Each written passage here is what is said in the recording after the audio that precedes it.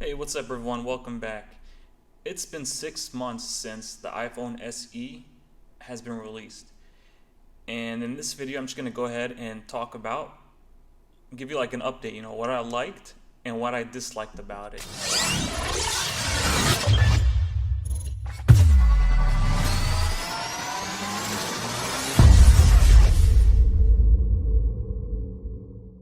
This iPhone was such a big deal because it had most of the specs of the higher end iPhones, but in a small form factor.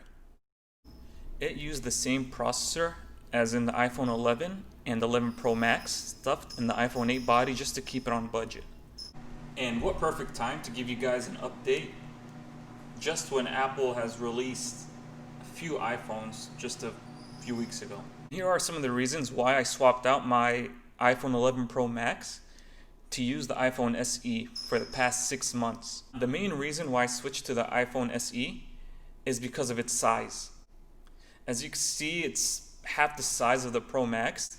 It's easy to use in one hand and it doesn't take up too much space in my pocket. Now, another reason why I switched to this phone is because of the use of Touch ID.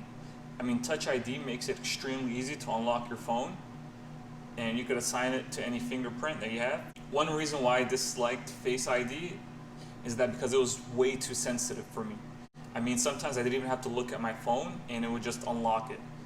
So it was kind of a relief when I switched to the iPhone SE that I had Touch ID. And those two features that I mentioned are the only worthwhile things that I liked on this phone. The first thing that I disliked about this phone is the screen quality. What they could have done, at least in my opinion, is to make the phone full screen, maybe the same quality as the iPhone XS at least, or the iPhone XR. They used the screen straight from the iPhone 8.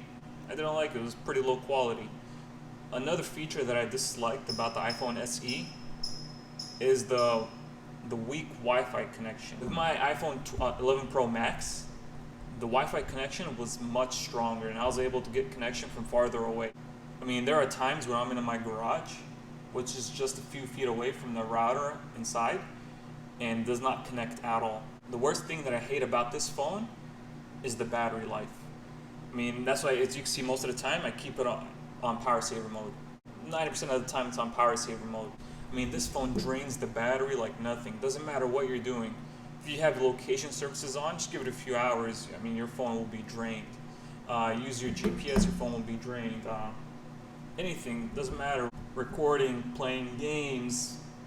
I barely do any of that on this phone anymore, just due to how fast the battery drains. Alright, yeah, so that's my update so far on the iPhone SE. I'll probably use this for another month or so and go ahead and buy the new iPhone 12. Let me know what you guys think about the iPhone SE. Do you think it's the best budget phone of 2020? Let me know in the comments down below. And that's it for the video, guys. Don't forget to leave a like and don't forget to subscribe. Go ahead and hit the notification buttons to know whenever I upload videos. Thanks for watching.